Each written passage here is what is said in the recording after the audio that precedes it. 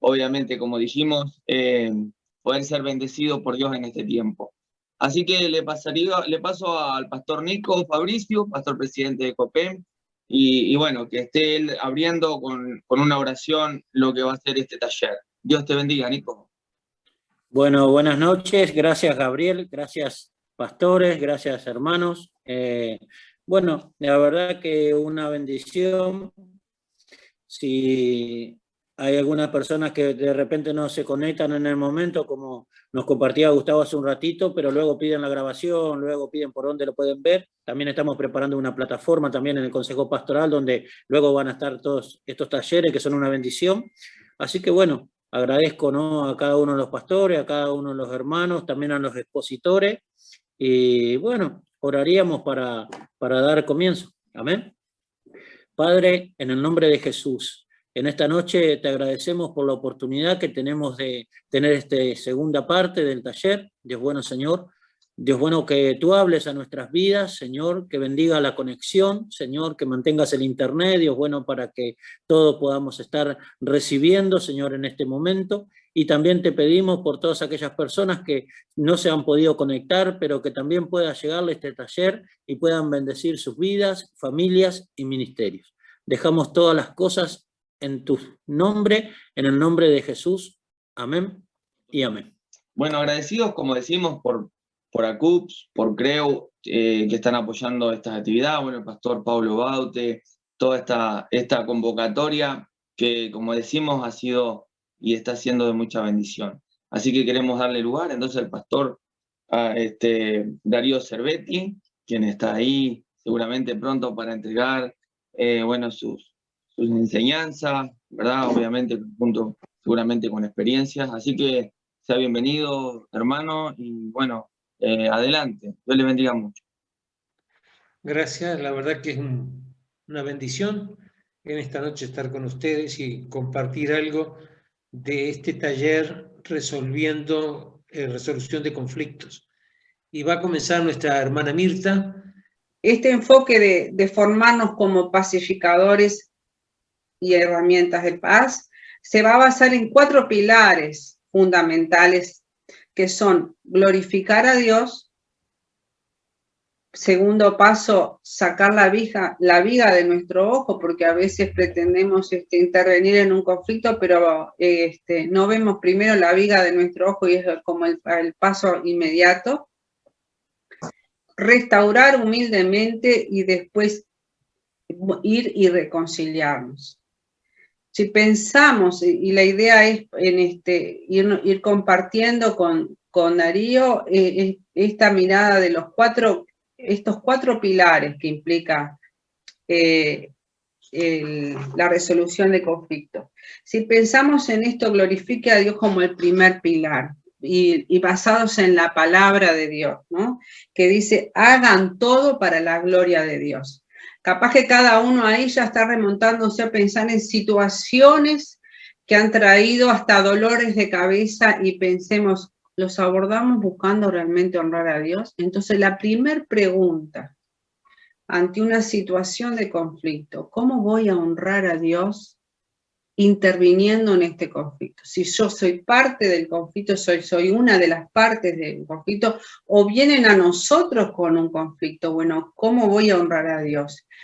En ese buscar honrar a Dios también, digo, muchas veces uno se pregunta y ya de pique cuando entra a entender qué ha pasado entre las partes, a veces hacemos preguntas que son hirientes o que son juiciadoras, y ya de ahí ya estamos dejando de lado esto de honrar a Dios. Entonces pensar cuántas cosas pueden estar implicadas en esto de honrar a Dios, ¿no?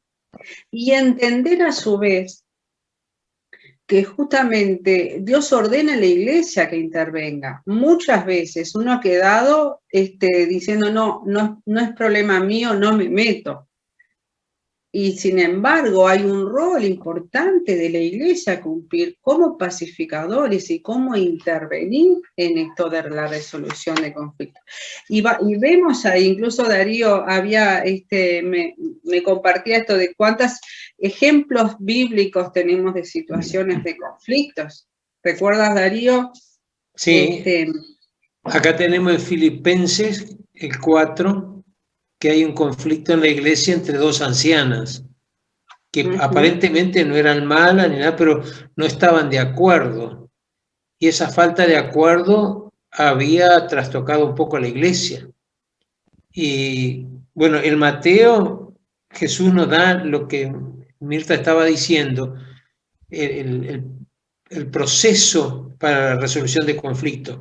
Uno es enfrentar a la persona, hablarle, luego llevar testigos, tercero, apelar a la iglesia. O sea, en los conflictos no solo son los míos, sino que uno tiene que mirar, como decía, la perspectiva de la iglesia. Y bueno, Pablo afirma a los corintios, y ustedes se acuerdan que en la primera carta por lo menos hay 14 problemas que había conflictos dentro de la iglesia.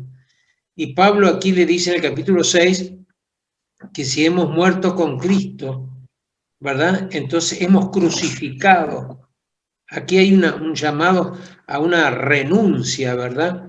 No de los conflictos, a una renuncia a lo que recién señalábamos como primer pilar, el señorío de Cristo o traer la gloria a Él. Sí, Mirta. Entonces, entender, incluso acá el llamado, por ejemplo, en el Filipenses, Pablo está llamando a los hermanos, intervengan en esto. Muchas veces hay situaciones entre los hermanos en la congregación que uno dice, bueno, que se arreglen ellos, y a veces acá hay una exhortación a intervenir. Por eso estoy llamado a ser, ¿cómo honramos a Dios interviniendo y no diciendo, bueno, esto ya se van a arreglar ellos? ¿No? Entonces esto es un poco también el llamado a atención en esto. Y acá empezamos a pensar en esto del primer punto, cómo glorificar a Dios. ¿Y qué es esto? Me quedé solo con este dibujo. A mí me ha servido en tantas oportunidades pensar en esto de este ejemplo que da frente a un conflicto y las posiciones que podemos tener frente a un conflicto. Un conflicto siempre nos va a brindar oportunidades. Y miren ustedes, hay 3 tipos de respuestas que puede uno, de la manera que puede uno encarar un conflicto. Vamos a ver lo que sería a mi izquierda, no sé si es a la misma mirada de ustedes, donde dice respuesta de escape. Respuesta de escape, respuestas de ataque o respuestas de paz. ¿Por qué se llama esto la loma resbaladiza? Porque justamente mantenerse sobre la loma es lo más difícil y es lo que va realmente a llevar a la respuesta de paz. Pero la tendencia general de una persona es ir a los extremos, al ataque, escapar o escapar. Y cuántas veces, y aún entender las dimensiones que cobran esas situaciones de los extremos. Si pensamos, el escape glorifica a Dios, estoy honrando a Dios, negando que hubo un problema, que es la primera respuesta de escape. No pasó nada, le dejo de hablar, me distancio, me voy de la iglesia o niego el problema. Es una respuesta de escape que simula paz porque se cayó, aparentemente buscó resolver, pero huyó y no resolvió. La huida.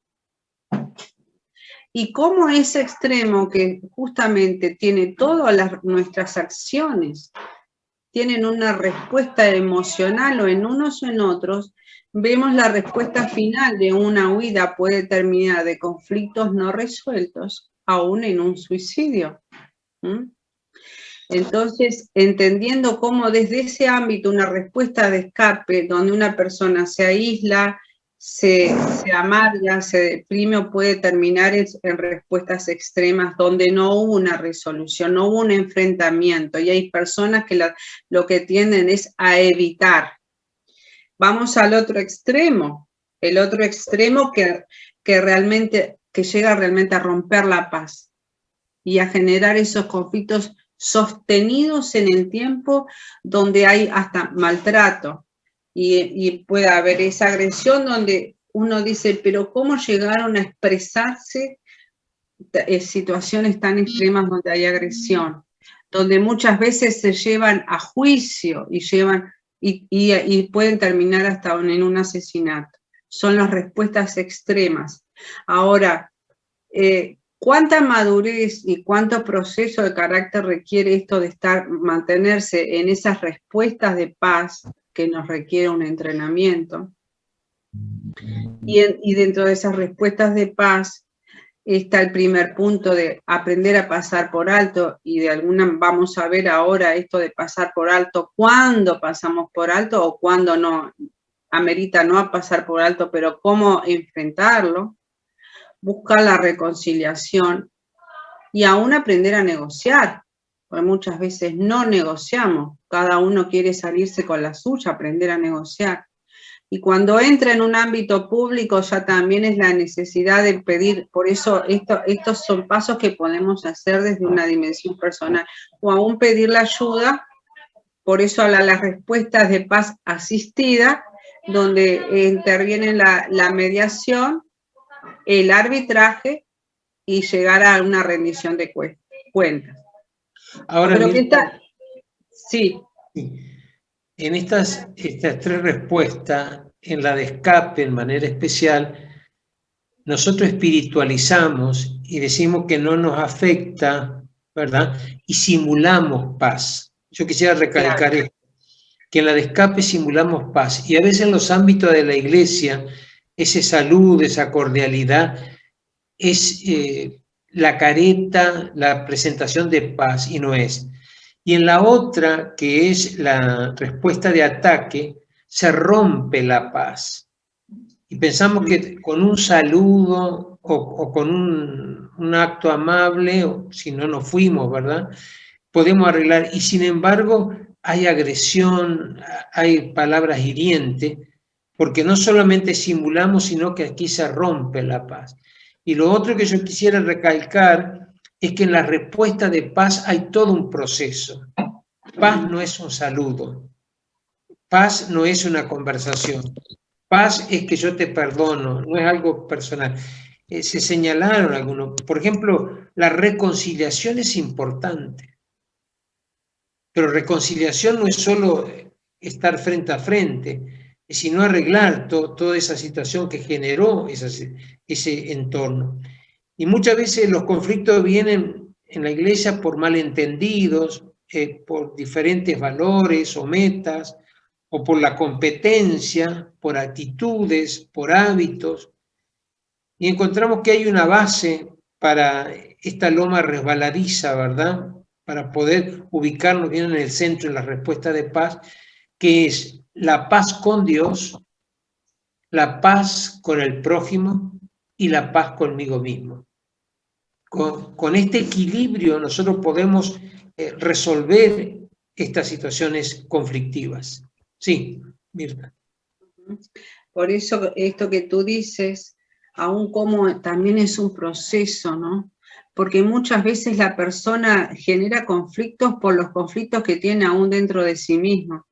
Si no ha logrado paz consigo mismo, perdonarse a sí mismo, o realmente tener una relación de haber recibido la gracia de Dios, la paternidad de Dios que le da sanidad, eso lo va a estar trasladando a los vínculos con los demás. Entonces, ¿cuántos aspectos también necesitamos como ministrar para formar promotores de paz, como somos llamados no solamente dentro de la iglesia, sino en la sociedad en que vivimos? Una sociedad donde vemos situaciones de violencia y maltrato, pero también la vemos dentro de la iglesia. Muchas situaciones que, digo, no dan justamente testimonio de paz o de pacificadores, pero cómo esto se confronta con esto, cuánto realmente vivo y tengo esa paz de Dios, paz con el otro y paz conmigo mismo. Entonces, cómo eso es un proceso. Porque si yo tengo el conflicto adentro, también voy a llevar lo que tengo adentro, voy a hacer lo que voy a llevar a la afuera.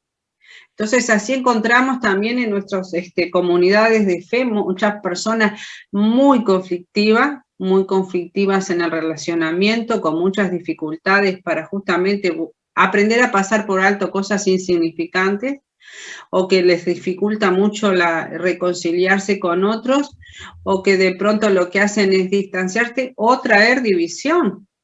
Justamente, muchas de esas respuestas de ataque traen división. Me hace pensar en cuántas situaciones a nivel del pueblo de Dios, a nivel país, cambiarían si nosotros realmente poder asumir de esto de cómo ser promotores de paz, ¿no? Para que realmente la manifestación de la presencia de Dios sea algo que sea notoria en nuestra sociedad, porque decimos, estos son los que siembran la paz. Pero cuánto conectado está con esto de a veces de nuestras propias historias y conflictos en lo interno, no resueltos, ¿no? Nuestro Cristo es declarado por Isaías príncipe de paz. Y ahí focalizamos la esencia de nuestro mensaje. Ahora, la situación conflictiva no es que yo voy caminando y aspiro el conflicto o cierro los ojos y se me mete un conflicto.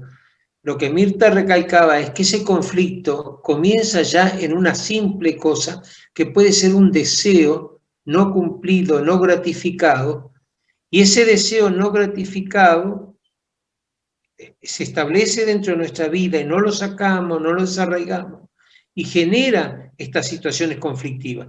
Porque el conflicto no es solamente con otra persona, a veces lo que decía ella, es el conflicto con uno mismo.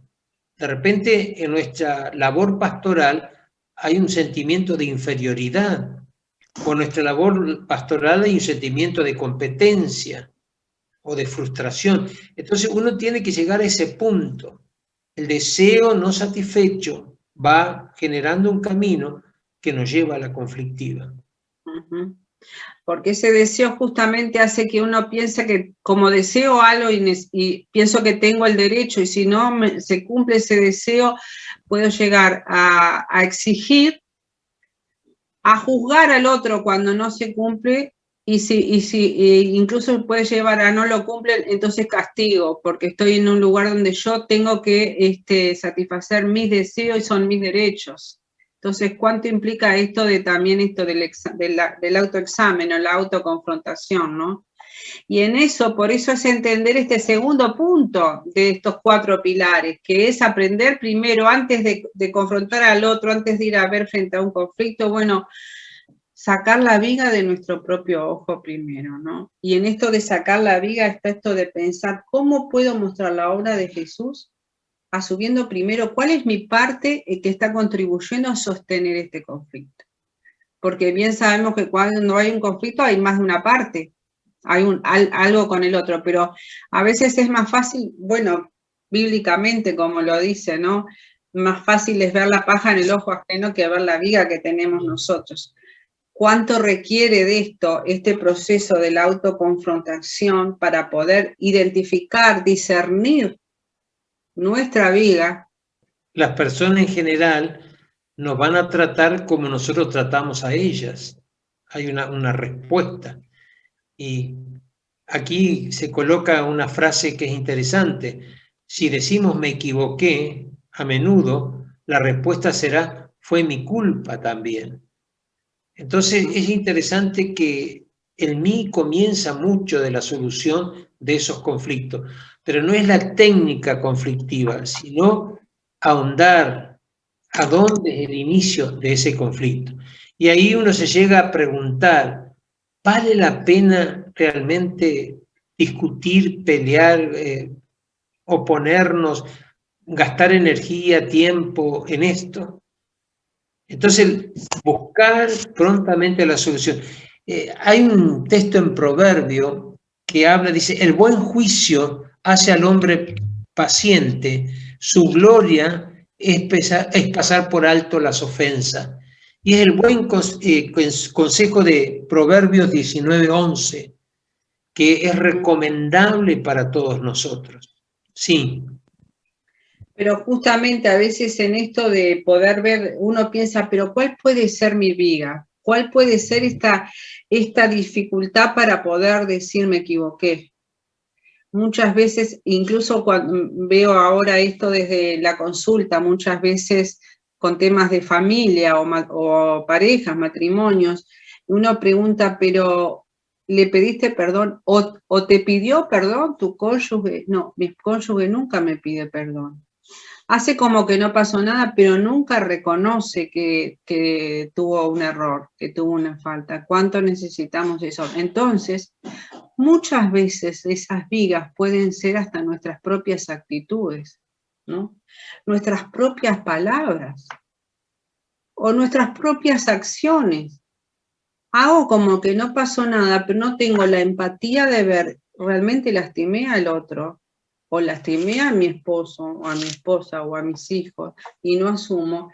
Y a veces poder ver, identificar la viga, también está en esto de poder ver, bueno, cuáles han sido, cuál es mi actitud cuando pasa algo, poder trabajar en esto, ¿no? Y discernir los deseos de nuestro corazón.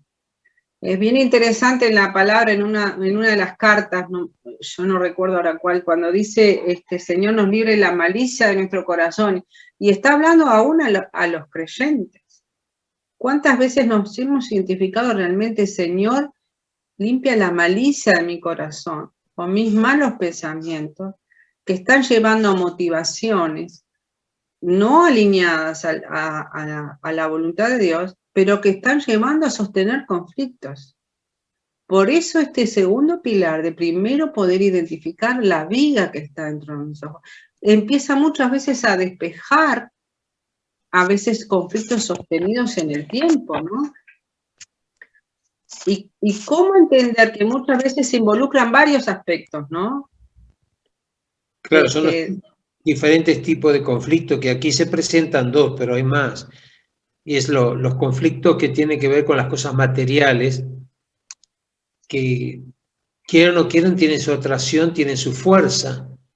Y aquí, en estos conflictos, podemos no solamente perder la situación, no resolverla, pero también derechos, responsabilidades, bienes, la espiritualidad, la paz interior.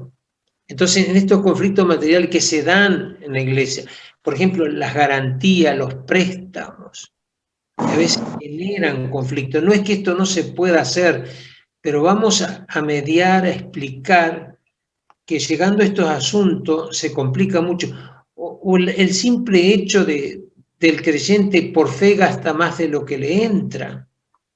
Entonces comienza una serie de situaciones en lo material. Y luego lo personal, no solamente lo que me ocurre interiormente a mí, sino lo que yo fomento en relación con el otro. Y la simulación en los personales es muy grande en nuestra actitud. Saben que cuando uno interviene en una conversación o intenta ayudar a la pastoral, uno de los mecanismos es la negación. Bueno, Dios está tratando conmigo, Dios me ha sostenido, me ayuda. Sí, pero el conflicto hay que resolverlo, no hay que patearlo para adelante. El conflicto uno tiene, los conflictos personales, aparece también la baja autoestima, los sentimientos, no sé, que aparecen allá en nuestras raíces. Ahora, es verdad, porque la gente te dice, yo soy nueva criatura en Cristo, el Señor nos perdona, el Señor nos transforma, pero hay que reelaborar algunas situaciones de nuestra persona. El Señor nos perdona, el Señor nos limpia, el Señor nos da la salvación, no perdemos la salvación. Pero de repente nuestro historial, eso nos afecta en el desarrollo de hoy día. Entonces tiene que ver con estos conflictos personales, conflictos materiales, ¿verdad? Y esto va a afectarnos en nuestras actitudes, en nuestros sentimientos a los demás, y en nuestras relaciones interpersonales se generan estas situaciones que luego, en la convivencia de nuestra comunidad cristiana, generan otros desavenencias o discrepancias. Y a veces cómo pasar por ese proceso de trabajar e identificar nuestro corazón. Como dice la palabra, de la abundancia del corazón habla la boca, ¿no?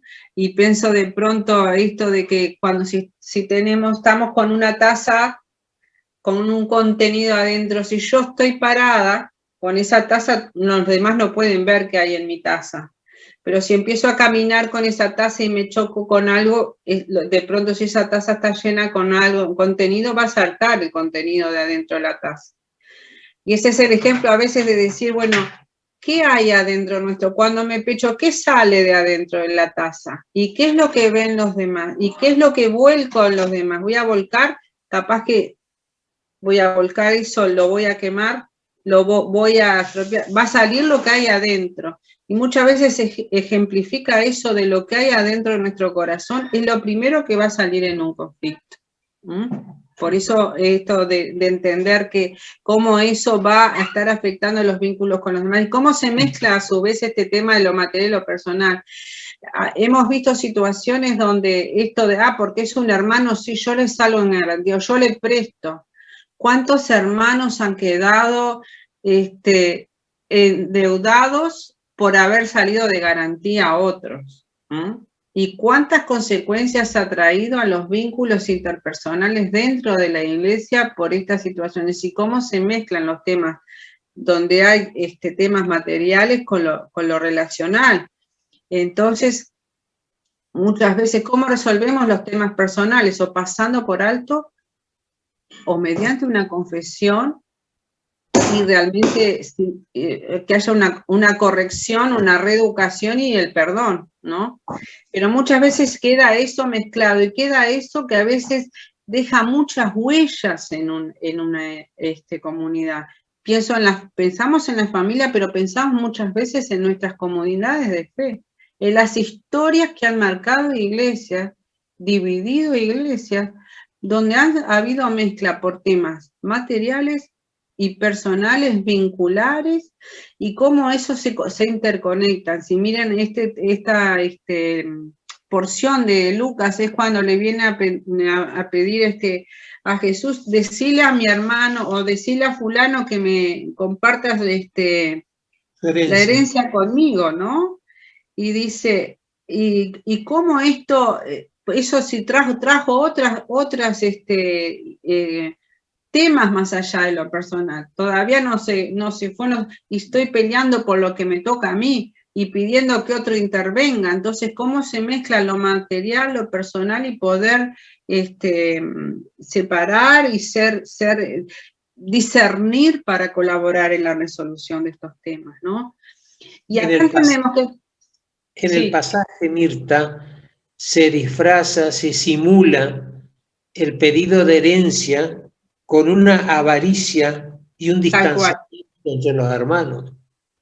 Porque el relato simula que es un propósito, pero sin embargo en lo más profundo estaba la avaricia y el distanciamiento entre ellos. Por eso es el tema del corazón. Sí. La intención, la motivación. Y acá estaban los dos puntos de esto de pasar por alto la ofensa, porque es importante pasar por alto, pero tener en cuenta bajo qué condiciones esto de pasar por alto, ¿no? Porque si eso ya me creó una división o un distanciamiento o ya no tengo la misma confianza, sí, lo dejo pasar, pero con ya le hago la cruz, porque eso lo ve uno mucho afuera, pero también lo ve adentro de la iglesia. Le hice la cruz con no confío más, no hablo más, pero no fui a arreglar la cosa. Entonces, no sirve eso de a veces poner paños fríos, decir, bueno, pasá por alto, deja pasar.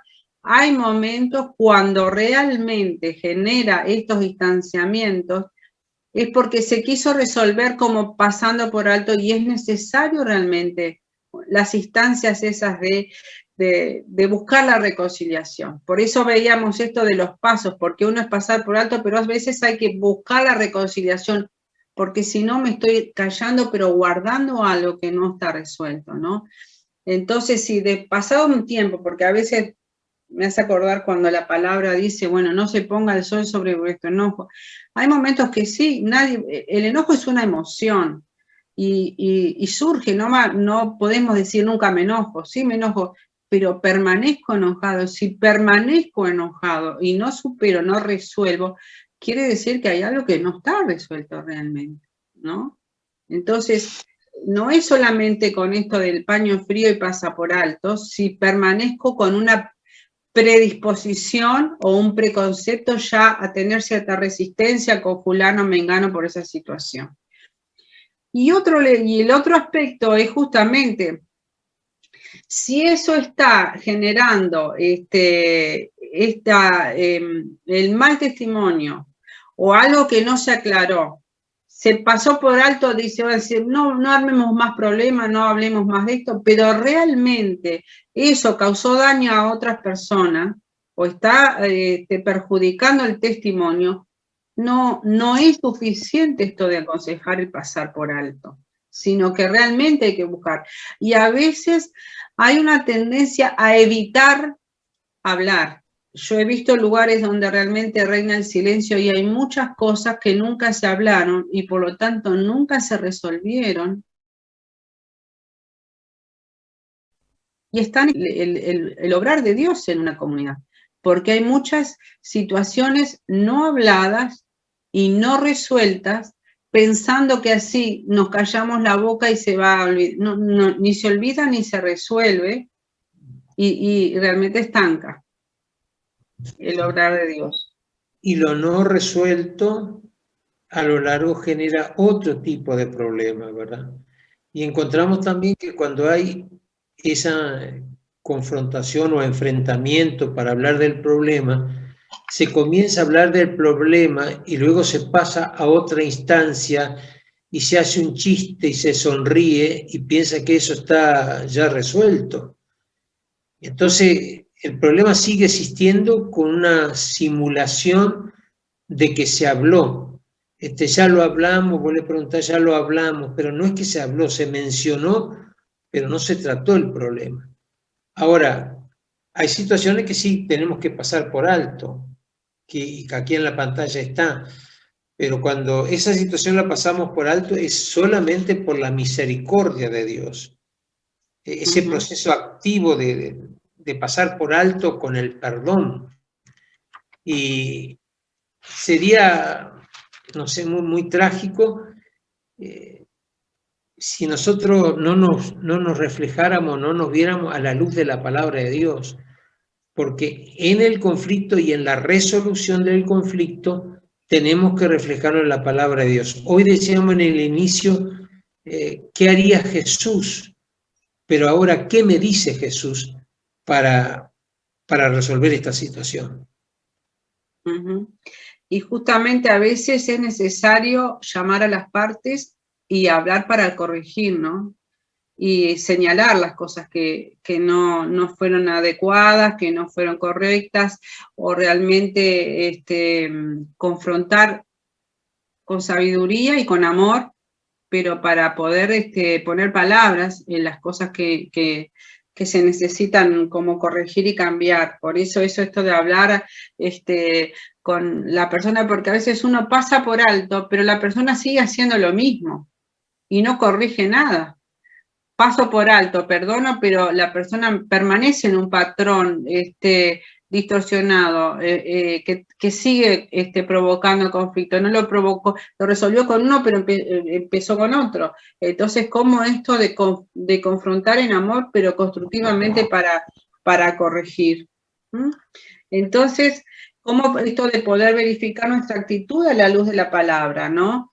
Y entender que a veces podemos tener estos extremos. Uno dice, bueno, resolví, pero hay personas con esa exagerada sensibilidad y que le cuesta como soltar, esa tendencia a seguir como masticando, rumiando sobre lo que pasó. Y a veces vemos personas que pasa el tiempo y siempre están remitiendo a la misma situación, entonces realmente pasaron por alto, realmente perdonaron, o esta tendencia a no soltar y que se torna algo tan obsesivo, pero tan también contaminante, ¿no? que se pueden transformar en eso de como esas cárceles en la gente, ¿no?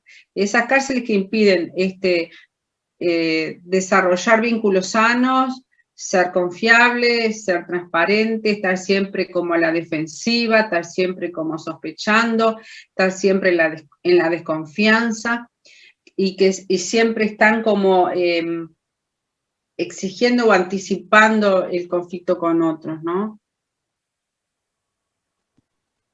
Y estas situaciones, si no las resolvemos, nos llevan a otras situaciones más trágicas. Acá se ilustra con dos acciones. Son las cárceles por conflictos no resueltos y son los pagos por situaciones no habladas. En la pastoral, el resentimiento, el no me olvido, el sufrimiento, puede ser que nos imposibilite y nos quite la visión ministerial. Y pensamos que no es ni un pecado ni una transgresión contra Dios, pero estamos prisioneros de nosotros mismos por estos conflictos no resueltos. Pero también, diríamos, las consecuencias por esos conflictos no resueltos. ¿Qué puede llenarnos? De amargura, de resentimiento. Y sabe que en la pastoral hoy encontramos que existen estas emociones, ¿verdad? No hay algo más trágico que ver un siervo de Dios amargado. Y tiene razón de repente, la congregación, el comportamiento, la división de la iglesia, la situación económica, las situaciones familiares, puede todo eso ser un motivo, pero el motivo no es la solución. Uno tiene que saber que el Señor nos da herramientas cómo enfrentar, cómo confrontar esa situación. Ahora, si esos conflictos son prolongados, como pastor sabemos que terminamos mal. Es ahí donde aparecen nuestras enfermedades, que son como válvula de escape de todos esos conflictos no resueltos. Bueno, las enfermedades son más llevaderas, pero el ministerio se arruina. La enfermedad del ministerio. Pero lo más trágico, hermano, es la familia. Es la familia. Estos conflictos prolongados que dañan nuestras relaciones, que afectan nuestro testimonio, que trae abajo nuestro ministerio, son situaciones de alerta. Y no tenemos que llegar a viejos para darnos cuenta de esto. Hoy estamos a tiempo que esos conflictos hay que confrontarlos, hay que resolverlos, porque tienen repercusión. Mirá que no somos un superhéroe viviendo con la carga de esos conflictos. A lo largo nos hacen daño. Podemos aguantar unos días, pero nos hace daño. Entonces es interesante que en estos 4 pilares, ¿verdad? Y aquí cuando estamos hablando de ver esa situación, esa realidad, encontremos soluciones. Porque aún así, esto que tú decís, el cuerpo habla, lo que no hablamos ni resolvemos, el cuerpo termina enfermando, expresando, ¿no? Muchas veces uno dice, pero ¿qué pasa con esto de los derechos? En esta sociedad actual donde está, aún desde una mirada sociopolítica, está el tema de la agenda de derechos, las leyes de los derechos de esto, derechos de lo otro, pero como siervos de Dios es poder tener atención en esto. No todo lo que es derecho está en la perspectiva correcta cuando lo podemos ver bíblicamente. Muchas veces se reclaman derechos que alineados a la palabra de Dios no son correctos, ¿no? Muchas veces esos derechos justamente se reclaman incorrectamente o fuera del diseño del plan de Dios.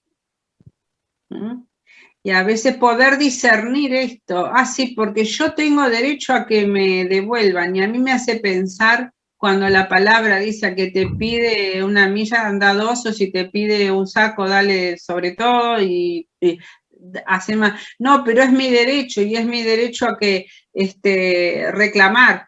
Y a veces sí, pero no, a veces no. Entonces, por eso esto desde desde la mirada desde bíblica, ¿no? Y aún muchas veces las investiduras de autoridad que pueden tener el riesgo de transformarse en autoritarismo, porque a veces uno puede llegar a usar esa autoridad en forma impositiva y dañando mucho, que puede pasar también con ese tema de que yo tengo el derecho porque yo soy el que tomo las decisiones y se hace como yo digo, ¿no? O muchas veces cuántos conflictos surgen justamente cuando dicen, bueno, de acuerdo a los estatutos, esto es así, y es implacable y puede llegar a manipular y hasta destruir una congregación porque los estatutos dicen, pero muchas veces los estatutos no contemplan individualmente y a veces aún en la consulta pienso muchas veces nos dicen, bueno, yo quiero que me digas cómo hacer esto así. No hay fórmulas, cada uno es uno y su historia. Y a veces tenemos que aprender a entender muchas situaciones desde los procesos individuales y el estatuto no contempla todas las cosas. Y a veces por la rigidez de algunas miradas, estos reclamos de derechos en vez de traer soluciones traen más problemas, ¿no? Entonces, tener en cuenta este aspecto. No sé si Darío quieres agregar algo más en relación a esto. Claro, el autoritarismo va a aparecer como consecuencia, porque no es que estamos investidos de autoridad, el autoritarismo es como consecuencia de una cantidad de conflictos internos nuestros que no hemos resuelto y por ahí escapa, esa es la válvula de escape de todo eso reprimido. Pero está el otro extremo también, cuando carecemos de esa investidura de autoridad y alguien nos manipula, porque se da en la iglesia de dos maneras, ¿verdad? De manera especial cuando hay familias influyentes, no es que sea dañino, destructivo, no, Dios tiene que darnos gracia, pero familias influyentes de años dentro de las congregaciones, a veces se han habituado a dirigir, a presidir, a tener derechos de demanda, y si no tenemos esa convicción de parte de Dios, podemos nosotros caer en esa situación de sometimiento. Pero nos vamos al otro extremo también de la autoridad. Y aquí tenemos que recalcar una verdad. No sabe ejercer autoridad quien no está bajo autoridad. O sea, hay una relación muy dependiente. No es que yo sea independiente de mí, Dios me llamó, a mí Dios me ordenó. Sí, bárbaro. Pero yo tengo que aprender, para que gente esté bajo mi autoridad, a estar bajo autoridad. Y este es un peligro muy serio hoy en esta nueva generación. Yo no soy de esta generación, me cuesta adaptarme, pero entiendo que hay ese exceso de libertad y luego cuando tienen que ejercerla hay algunos errores, omisiones o situaciones que perjudican al cuerpo de Cristo. Entonces, ¿cómo de alguna manera la palabra nos... Hola. Hola. Pensé porque vi que se había congelado la imagen. ¿Me escuchan? Sí, bueno. ¿Cómo el tema de esto, la palabra, frente a estas situaciones donde no sabemos, bueno, la regla en la palabra, volvemos a esto, trata a los demás como queremos que nos traten a nosotros, ¿no? Pero justamente también hay momentos donde la Biblia nos se confronta a esto de ejercer nuestros derechos, hablar acerca de nuestros errores o de los errores de los otros, y también es necesario enseñar a que cada uno se haga responsable de sus actos, que a veces no se toman medidas. Y eso es como una bola de nieve, no se puso para acá, no se corrigió, no se instó a esto, y pienso que muchas veces esto de enseñar y formar carácter o dar valores que realmente estén desarrollando el carácter maduro en las personas, primero nosotros, pero para habilitar en esto de cómo enfrentar situaciones de conflicto. Mirando un poquito la otra, el conflicto comienza en el corazón. Sí, la que recién pusiste, Mirta. Ahí va, ajá. El conflicto empieza en el corazón. Y lo que Santiago decía es de dónde surgen las guerras y los conflictos. Y allí nos señala bien de vuestras pasiones. Y aquí esta situación de esta progresión en el conflicto se puede comparar con la idolatría, con aquello que ocupa prioridad en nuestra vida. No es solo la imagen como idolatría, sino lo que ocupa prioridad en nuestra vida, lo que es el centro de nuestra vida, esa cosa o asunto en lo cual de alrededor estamos nosotros. Y tiene un proceso. Vean bien que el conflicto comienza con algún tipo de deseo. Yo deseo. Y a veces al escuchar otras funciones pastorales, ministeriales, nosotros nos comparamos y no estamos logrando, no estamos en esa postura, y ahí comienza un deseo. Y esto tiene que ver con una progresión también a que algo ocupe prioridad en nuestra vida.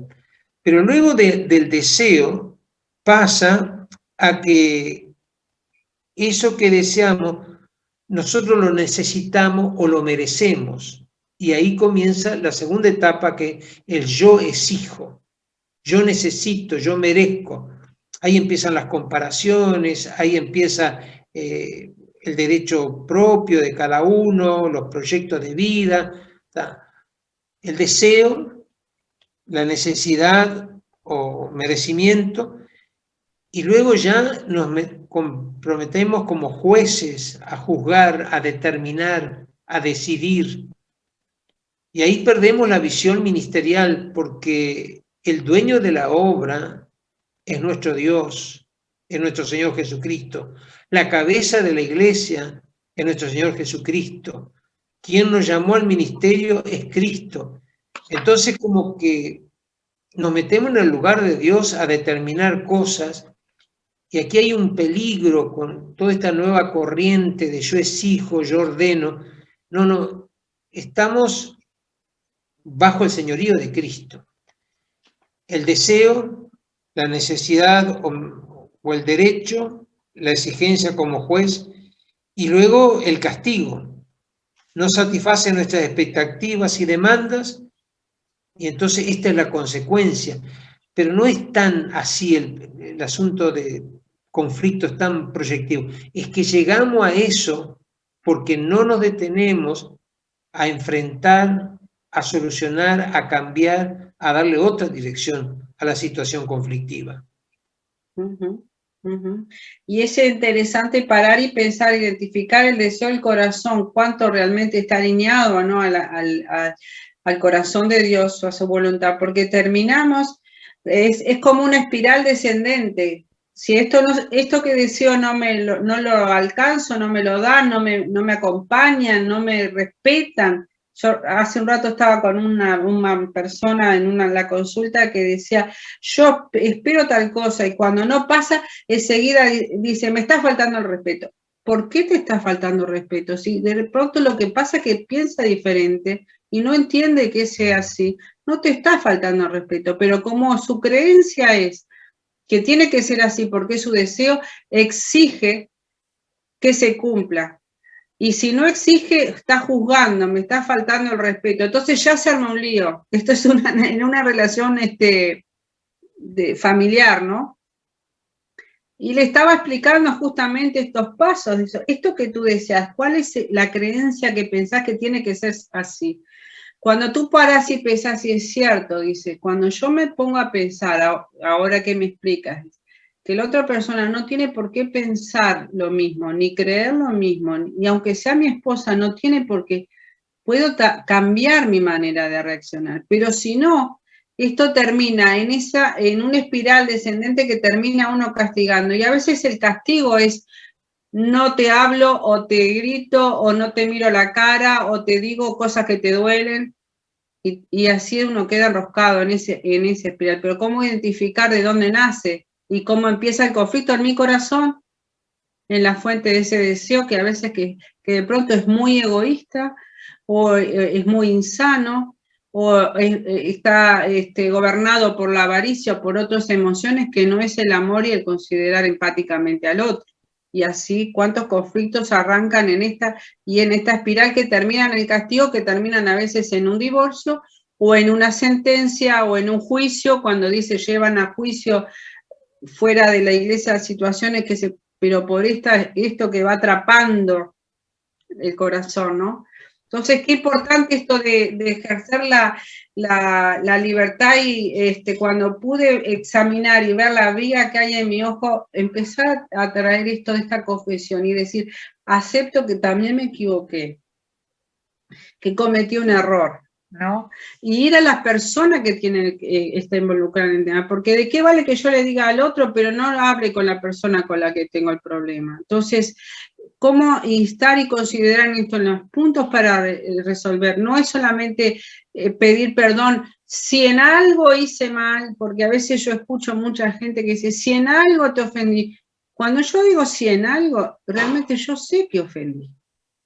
Pero cómo nos cuesta confrontar eso y decir, si yo me equivoqué, yo te ofendí, yo te pido perdón. Entonces, y ser concreto, no generalizar. Y reconozco que lo que te dije te lastimó. Y entiendo que te hayas dolido, pero y a su vez acompañar de un cambio de actitud, de un cambio de comportamiento. ¿Cómo eso primero, cómo esto nos confronta y lo procesamos en nosotros? Y cómo esto aplicándolo en nosotros, lo podemos enseñar a otros. Porque nosotros reproducimos lo que somos.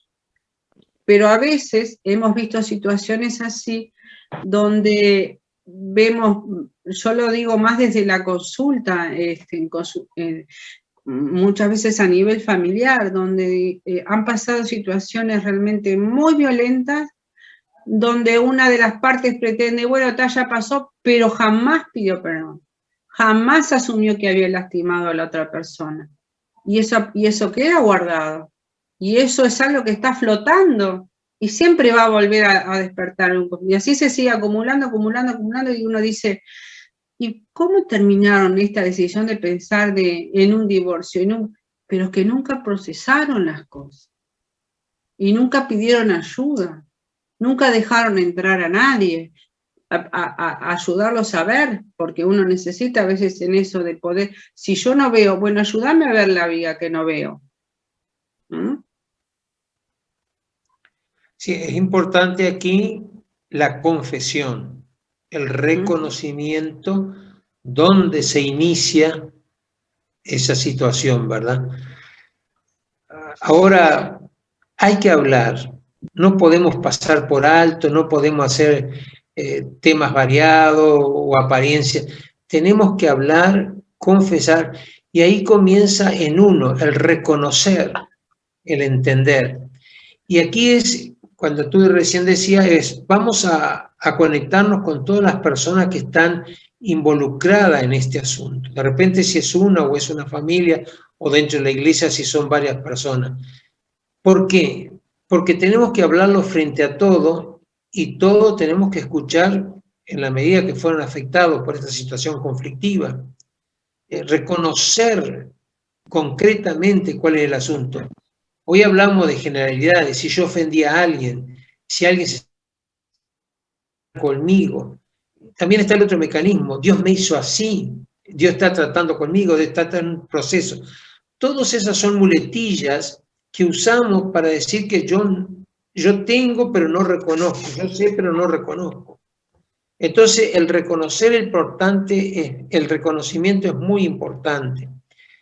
También no dimensionamos el daño que puede traer esa conflictiva, esa situación. Si es personal, si es a un grupo de personas, si es a la iglesia, cuántas áreas pueden ser afectadas y cuántas consecuencias.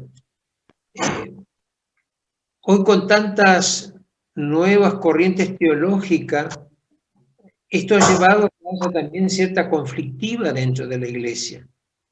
Y nosotros tenemos que ver que eso al más débil lo afecta, o al nuevo también lo afecta, Entonces hay una situación de cambiar nuestro comportamiento, cómo enfrentar todo esto y cómo llegar a una salida de una vida saludable. Y el último punto aquí que enfatiza es el perdón es importante. No es ese te perdono pero no me olvido, es el perdón que va cargado de olvido, es el perdón en la obra redentora de Cristo. Es esa capacidad que Dios da a cada uno en las distintas áreas de nuestra vida para poder relacionarnos bien con el otro y sentirnos bien y mirarnos a la cara y considerarnos hermanos en Cristo. Entonces, si pensamos, este es el segundo pilar, porque recién cuando pudimos pasar por este proceso, podemos pasar al tercero de restaurar humildemente, porque a veces pretendemos ir a restaurar, pero primero no vi mi propia vida, ¿no? Entonces es como parar y pensar, bueno, después que hice ese proceso personal, ¿cómo puedo servir realmente a otro, ayudarle a asumir su responsabilidad por lo que estuvo implicado en el conflicto? Pero puedo restaurar con humildad cuando humildemente fui autoconfrontado o me dejé confrontar. Y es bien interesante este texto de la palabra, porque no dice si vos hiciste algo con el otro, si tu hermano tiene algo contra ti, y ve, ¿no? Y acá vamos a ver esto de las instancias, que también hay como un proceso, porque primero dice, ve a solas con él y hazle ver su falta. No entiendo qué pasó, pero está bueno, pero primero ir y hablar con él. Y en eso, en esto de la humildad, qué importante, porque es esto de poder hablarla en amor, no ir al reproche, sino y entender la esperanza del Evangelio que nos lleva a restaurar, para paz, para paz. Y muchas veces pensamos, sí, pero ya hablé, pero no cambió. Este proceso de saber escuchar la razón del otro por el cual se dolió, se ofendió, se enojó, aceptar humildemente también que el otro está dolido, que el otro tiene su proceso y saber esperar. En tratar de realmente aclarar y hablar con sabiduría, que eso es lo que va como a preparar el terreno para una restauración y una reconciliación. Pero siempre partiendo de esto, pude ver mi vida y con humildad acercarme al otro. O con humildad a enseñar a los otros a mostrar el camino de la humildad. Porque muchas veces uno va a querer resolver un problema, pero en una actitud muy altanera, de mucho orgullo, yo tengo la razón y es como yo lo veo. Bueno, acá el tercer pilar importante es esto, el tema del trato de la humildad. Y luego de ese hablarle con amor, aclarar, atender al otro, hay la otra placa aquí es llevar consigo a una o dos personas más. Es la recomendación que nos da Jesús, ¿verdad? Que todo asunto se haga con testigo. Y aquí nos recomienda con 2 o 3 testigos. Es importante que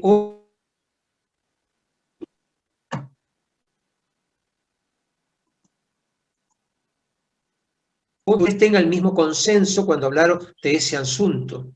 Este sería el proceso recomendable bíblico, ¿verdad? Y aquí encontramos un cuarto paso, que lo que decíamos hoy, que si no hay solución en este encuentro, se lleve a la iglesia, para que la sabiduría, la gracia de Dios sea en medio de la iglesia, y la iglesia intervenga. Es importante la resolución conflictiva, de conflictos. Cuando se presenta a la iglesia no es que tiene que hacer algo humillante o de vergüenza, sino la restauración con amor.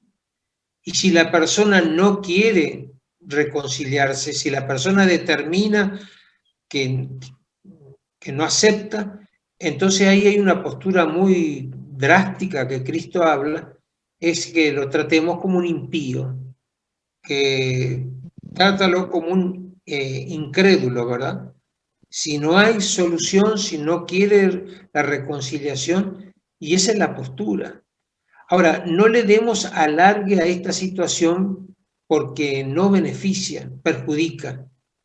Y hay mucha sabiduría, y si quieren, tienen la cita Mateo 18:16, ¿cuál es el proceso recomendado por nuestro Señor y Salvador Jesucristo para situaciones conflictivas?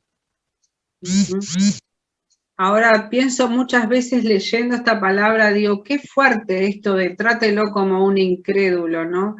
Qué frustración decir, intentamos hacer de todas maneras una reconciliación, pero cuando hay dureza al corazón y no hay esa humildad para ser restaurado, eso de llegar a este punto,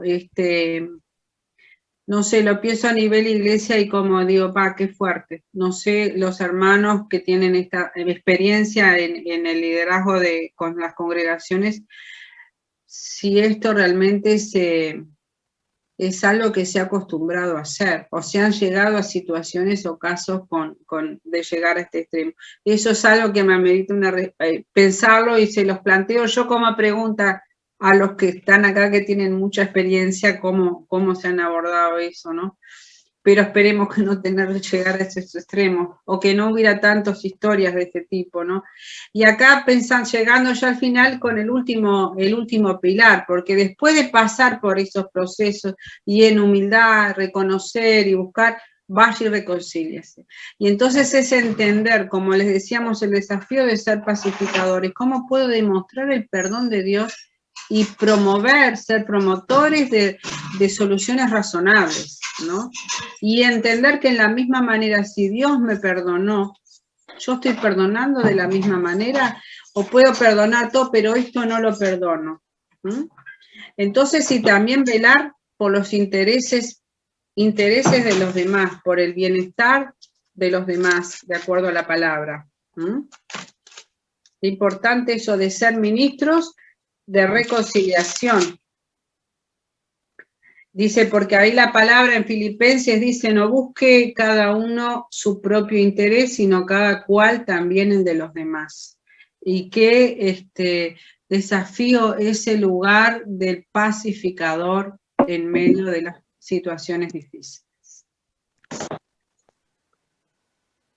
Claro, cuando hablamos de la reconciliación, vean bien que es ir y reconciliarse, ¿verdad? A veces esperamos que el otro venga, yo no fui, yo no hice, no, pero tiene que haber allí una promoción en nuestro corazón de solución a esta conflictiva, ¿no? Porque todo esto va a demandar no solo espiritualidad, sino una convicción en nuestro carácter, en nuestro estilo de vida. Y aquí surge otra pregunta. ¿Lo que yo estoy haciendo es una negociación para vender mi imagen, para que no se deteriore mi imagen? ¿O estoy haciendo realmente algo por competencia o por rivalidad o por, no sé, demostrar?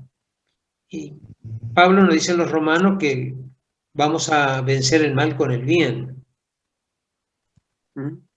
Y cómo desde esta perspectiva, esta negociación cooperativa me hace pensar en esta mirada de que en una situación es que ganemos las dos partes, que terminemos en paz las dos partes. No, la competitiva es yo gano a cualquier precio, no me importa si el otro queda, se funde, no tiene como vender sus cosas para pagar la deuda y gano a cualquier precio. Esa es la negociación competitiva, que justamente no es la más saludable, sino buscar y aprender que en este rol de pacificadores, buscar negociar cooperativamente, buscando el bien de todos y la paz con todos, ¿no? Ser promotores de paz.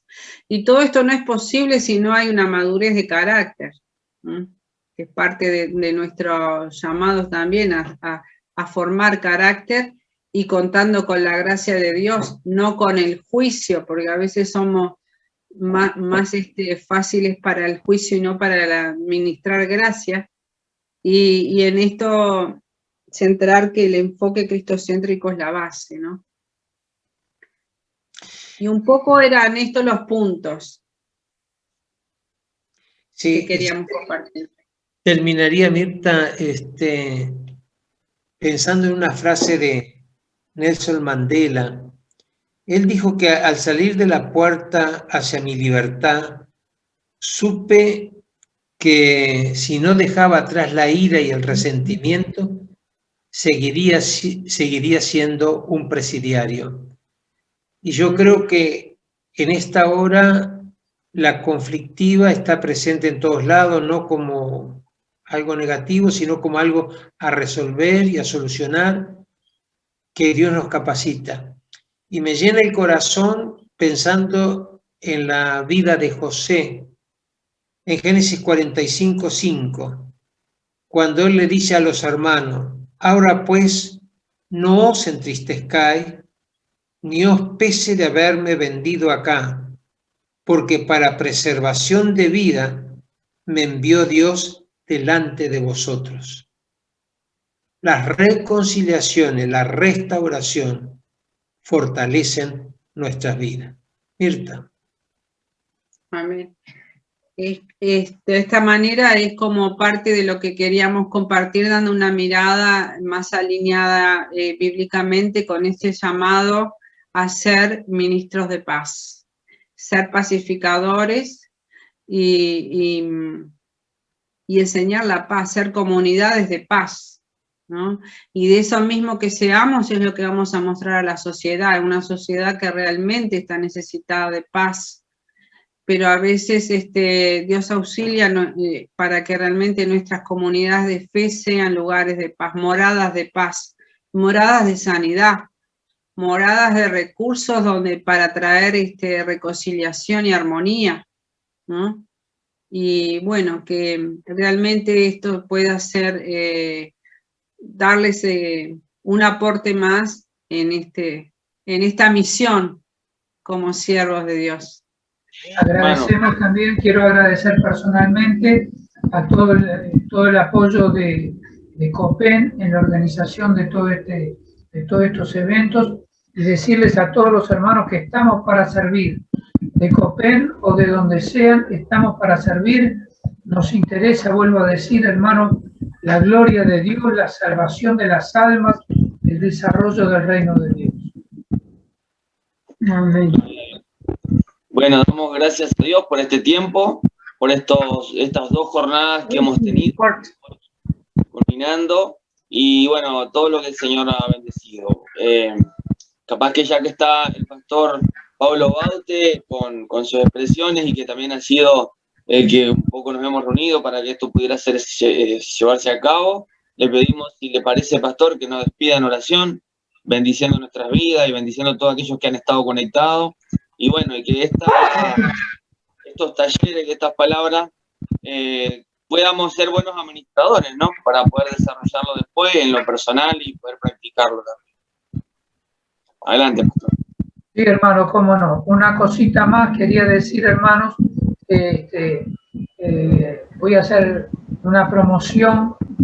Mi esposa, pensando en todas las necesidades de las esposas de los pastores y también para ayudar a los pastores, escribió un libro, ¿Alguien me entiende?, que habla justamente de todas las necesidades que se dan en el ministerio.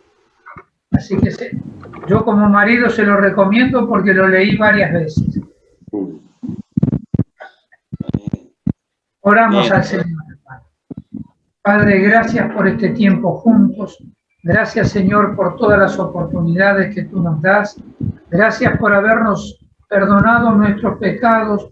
Nos hemos refugiado en tu gracia y nos has llamado al ministerio a bendecir a otros. Señor, ayúdanos para que podamos hacerlo de la mejor manera. En ti estamos confiando, Señor.